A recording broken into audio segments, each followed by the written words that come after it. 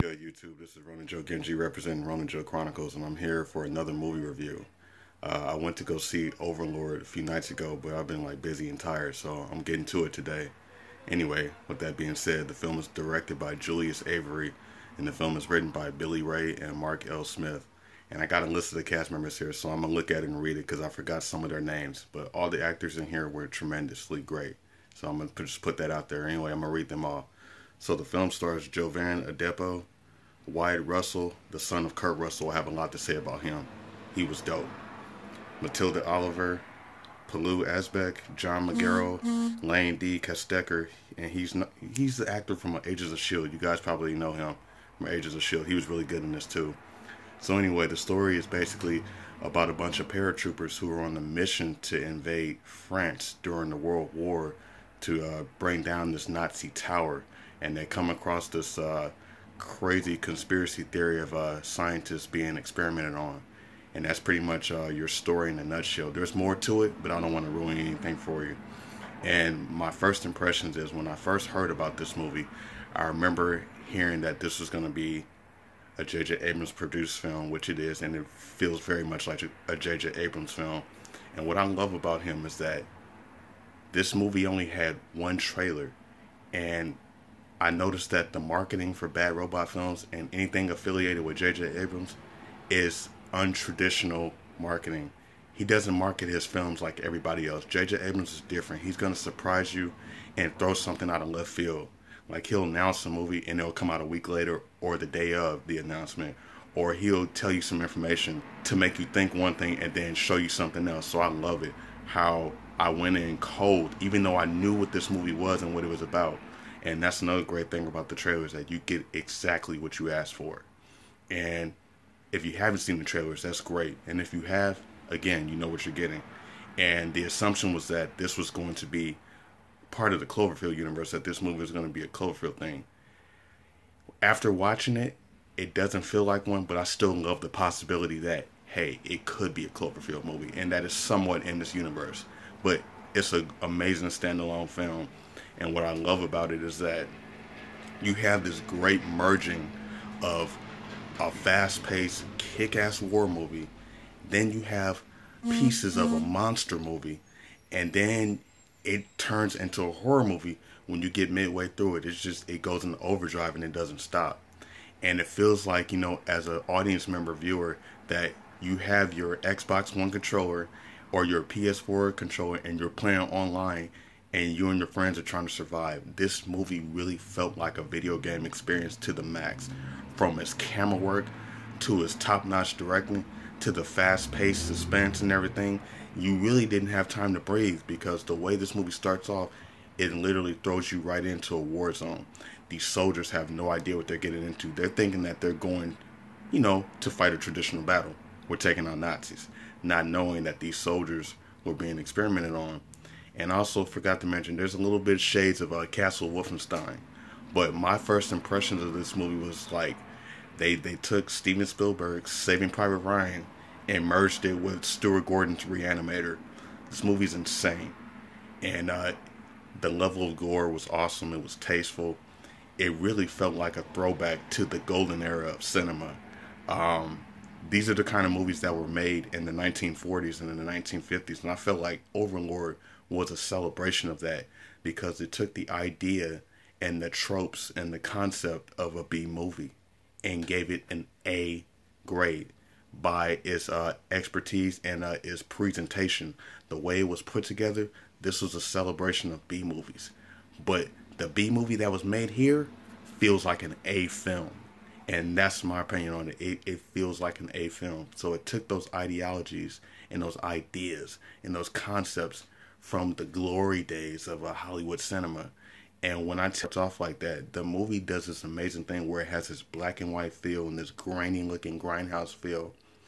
And it has the fonts of like a 1940s and 1950s films, which you see in the back of my little TV here.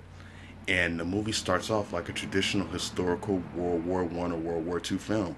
Almost even, that feeling of like a documentary about war, the way it starts off. It shows the title of the movie, and then it has, the Roman numerals or the day it came out or something like that. And I thought that was awesome.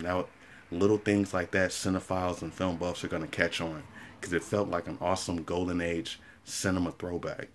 And it's a very good time. Like, this movie's well directed, the movie's well acted, and I love the transition of giving very little explanation. You know just as much as the characters know, but when things are revealed, there's a lot of great twists and turns.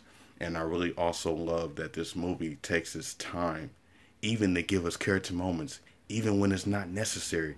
They give it to us anyway, because in that sense, the character like people, instead of just, being human bait, waiting to get perished or bodied. You know what I'm saying? We actually care for these people, and we want them to succeed, and we want them to win their mission. You know what I mean? Now, I'm going to go back to the main actor who plays the African American soldier. I got to look down because I got to remember his name again. Jovan Adepo. Boyce, he was the anchor of this film, and I really love that they acknowledge a little bit of the history. This is a fictional story, but who knows? I mean, this could have happened. But I love that they explored the segregation and discrimination amongst African American soldiers and race through the story without it hitting you over the head with it. It was tasteful, and they showed that, there were black soldiers in this time, but they weren't allowed to fight on the front lines like that. But, you had this guy who signed up, and he even says in the story that he didn't know what he was getting into. He was mowing his lawn, and he talks about how a few days later he's here on the battlefield. He doesn't know why, but it was what he wanted to do at the time. And then you see that moment where he was reflecting on the life he had before coming to war. And I really enjoy that little moment, that character moment, because it shows that, hey, like, I am here, but I genuinely didn't know what I was signing up for. And I thought that was really great, because it gave a little human quality to him, and he didn't play the token black character. He played a regular man who was trying to survive. He played a strong, stoic, intelligent black man. He had his moments, he kicked ass, and he was really great, and he was the front and center of this. When I saw that, it reminded me of Dwayne Jones, the actor from The Night of the Living Dead, directed by George Romero. I felt the same way. Sometimes he knew his place, and most of the times people tried to be judgmental about him and throw race cards at him, but he overcame that and was a fighter, and he knew how to survive. And at times he felt like the leader of the squad. Even though they rejected it, they knew that this man was very sure of what he was talking about, and they had to give him a chance and respect him, because he was always fighting mentally and physically for what he believed in. And I thought that was dope. It's very great writing on Billy Ray and Markel Smith's part. And then my other favorite character in the movie, Ford, Wyatt Russell, the son of the legendary Kurt Russell. I'm gonna say right off the bat, I didn't even know he had a son. I didn't even know he was an actor. And as I'm watching him, I'm like, wait a minute, this guy looks like a young Kurt Russell. And and then I looked him up after the movie was over, and I was like, oh yeah, he's definitely the offspring of him. I will say one thing. His son has his own identity. He's a badass in this movie, and he has those mannerisms that his father has. But I feel like he's going to take it to another level, and he's going to be something for the new generation. He was another shining star in this movie. I thought he was great on screen. He had this persona to him. He had this attitude to him. He had this wit to him. He was a man that was determined, and he was on a mission, and he was going to succeed on that mission, even if it meant dying for it. I thought that was dope. And he's a straightforward character, but he plays it like a straight man. And that's one of the rare things that you also don't really see much in Hollywood, is the straight man, a manly man, testosterone man, a man that's fighting for something. Wyatt Russell really represented that. And I hope we see more of him, because the way they utilized him here was awesome.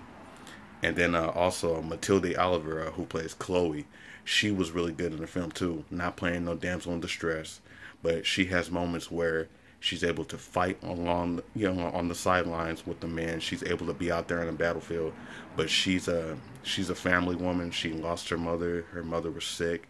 She's taking care of her little brother and things like that. She uses her house as a fort, so our American paratrooper soldiers can have a place to hide. And she becomes friends and really close to the African American soldier. They get really close, and it's kind of like not a love-hate relationship, but in the beginning it feels that way. But as the movie progresses, you see them getting closer and closer, because they both understand that each other's lives are in each other's hands, and they both come together to trust each other on, surviving through the night and things like that. And they get really close in this relationship. It didn't turn into a traditional, oh, they're going to fall in love, even though it seems that way. But if they did and they were to fall in love, it would have been earned as far as the narrative and story goes, because you see them going through so much together and risking each other's lives at every moment that by the end, you know what? They're like, you know what? We should just be together because we've been through so much. And I thought that was unique, and I thought she was really great. She kicked ass too, and she was able to show that she's speaking different languages. So she has skills and traits that made for a good survival partner. You know what I mean? I really enjoyed what she brought to the table. And I also want to talk about Palu Asbeck. He plays the main Nazi member. Like, he's the leader of the Nazi gang. He was very formidable. He was menacing. He was terrifying, and he was a little cold-hearted. And just the moment he's introduced, you really just want the son of a bitch to die. Like, ASAP. So evil to the point where life meant nothing to him. He didn't care about other human life. He was just trying to create the ultimate super soldiers and reanimate corpses and things like that. He didn't care about anything. And he did his part, because I hated him. And what was so good about that is that he was this villain that you really got to explore through the lives of his other men. The other soldiers got to see what he was about as well too. So it was pretty crazy. And there was another guy. I gotta make sure, because let me see. I forget his name. Let me see. I'll come back to it. But he was like the young kid that was always cracking jokes on the black soldier though. But he was a great character too. I forget his name, but you guys have seen him before. You'll know who I'm talking about when you see the movie. And then like this guy who was really into, the one-liner type of dude, the guy that felt like he had all the answers, he knew what was going on and things like that. And then, when it came time to be a team player, he was a team player. But he was always kind of self-assured. It seemed like he had, what's the word?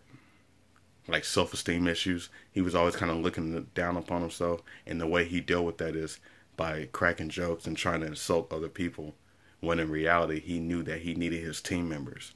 He was trying to prove a point that he didn't need anybody.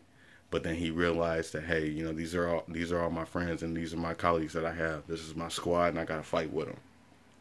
And then the other actor, I remember his name because he's the actor from Agents of S.H.I.E.L.D., Lane DeCastecker.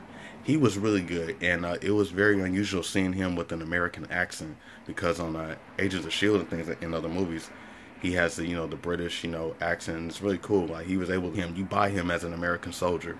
I thought he was really great, and I won't give away anything that involves him, but he has something to do with how the movie further progresses, and the performance that he gives based on what happens in the movie is just amazing. He does a lot of really cool stuff, and he has some really great moments in the film. Some oh my god, what the fuck, shocking moments in the movie. He was another great standout. But for the most part, the cast across the board is really top notch, and I have to commend director Julius Avery for really bringing that A-game genre mashing up to the table. Celebrating, fans of video gaming, gamers, war stories, monster movies, horror movies. And it almost feels like a correlation to throwback early 1970s day of like Steven Spielberg. This is something he probably would have made back then as a young man early in his career. This feels like a trauma film with a budget. And Bad Robot has hit it out the house again. I will say that Bad Robot is like a big budget studio version of what Blumhouse Pictures is doing. They can take and make it bigger than what it is and make it for less. You know what I'm saying? Bad Robot is just killing it this year, and I appreciate what they do, and I always look forward to what they do. And I also have to come brilliant thinking outside of the box style of marketing, because he always has you on your toes. J.J. Abrams is the only producer, writer, and director where we're constantly asking questions about what his movies are really about and what they are, and we never really get answers until he's ready for us to have answers. His marketing is genius and it's totally different because everyone else is the same. You know nothing about a J.J. Abrams movie or production until he wants you to and when he decides to advertise for it. And when he markets it, he still throws you off with clues. That's what's so brilliant about this movie because I have to say it again. If you've seen the trailers, you know exactly what you're getting. And there was only one trailer. No one's caught that. This movie only had one trailer. And everyone still's questioning, is this a Cloverfield movie? Could be. But, after watching it, I don't think it is. But if it is connected, I love the idea and the assumption that it could be a Cloverfield movie because I still personally think it is. But we know it's not. And I had a blast with Overlord, and I can't wait to see it again. This is a great movie, a really great kick-ass movie, and it will be going in my Blu-ray collection. My final grade, this movie is an A+. It felt perfect to me. I really have no complaints other than I wish it didn't end it, but I got what I wanted. I got my money's worth, and it was very much worth the wait. I can't wait to see what J.J. Abrams does next because I'm always excited about what he has in store for his fans. I love his movies. I love his style. I love his narrative. I love his throwback and how he makes the throwback, merge well into the modern day era of storytelling. I can't wait to see what Bad Robot is going to do next. This is just a great team behind this, and I can't wait to see what director Julius Avery does after this because as far as I'm concerned, he's made one of the best video game movies since the first Mortal Kombat and the first Silent Hill. And this is not even based on anything, but it feels like it is. And that is the testament of great filmmaking and great storytelling. And that's my verdict on Ronin Joe Genji presents Ronin Joe Chronicles, man. Do me a favor, tell me what you thought in the comments below. Don't forget to share, like, subscribe. Leave your comments below. You can follow me on social media at Facebook, my fan page, Ronin Joe Chronicles Network. You can follow me on Twitter at Ronin Joe Genji 85. You can follow me on Instagram at Ronin Joe Genji and my second Instagram account, Ronin Joe Chronicles. And as always, thank you for watching. And I hope you enjoyed this review. Hope it was informative. And as always, stay tuned for the next one. But for now, it's lights out. Peace, y'all.